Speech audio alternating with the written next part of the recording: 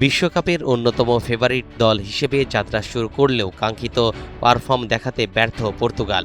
Group পর্বে গণতান্ত্রিক কঙ্গোর বিপক্ষে ড্র দিয়ে শুরু, এরপর উজবেকিস্তানকে ৫-০ গোলে উড়িয়ে দেওয়ার পর শেষ ম্যাচে কলম্বিয়ার সঙ্গে ড্র।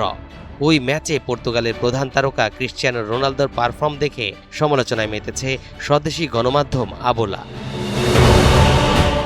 কলম্বিয়ার ম্যাচে নিষ্প্রভ পারফরম্যান্সের কারণে সমালোচনার মুখে পড়েছে পর্তুগাল ফুটবল দল। এমনকি দেশটির ঐতিহ্যবাহী সংবাদ মাধ্যম আবোলা মাঠের সবচেয়ে খারাপ খেলোয়াড় হিসেবে বেছে নিয়েছে Cristiano রোনালদোকে।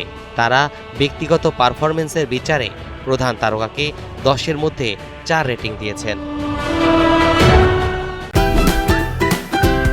Optical brighter photo catalyst active granule সমৃদ্ধ বসুন্ধরা পাওয়ার ওয়াশ, ঝলমলে কাপড়ে ফুরফুরে মন।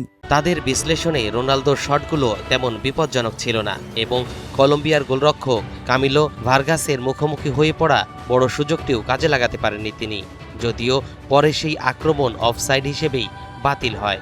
ম্যাচটিতে রোনালদো পুরো 90 মিনিট খেলেছেন। টুর্নামেন্টে যা ছিল দ্বিতীয়বার রোনালদোর কাছে পাওয়া প্রত্যাশার চেয়ে কম পারফরম্যান্স। এর আগে প্রথম ম্যাচে ডিআর কঙ্গোর বিপক্ষে 1-1 গোলের ড্র হওয়া ম্যাচেও ম্লান ছিলেন CR7।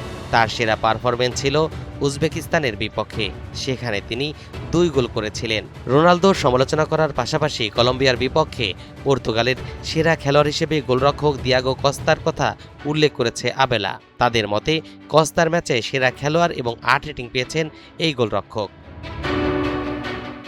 কলম্বিয়ার একের পর এক আক্রমণ সামলে ক্লিন শিট ধরে রেখেছে দিয়াগো কস্তা। তিনি সব কিছুই আটকে দিয়েছেন এবং দুর্দান্ত পারফরম্যান্স করার কথা উল্লেখ করে গণমাধ্যমটি। শেষ 32-এ রোনালদোর পর্তুগাল ক্রোয়েশিয়ার সঙ্গে লড়বেন।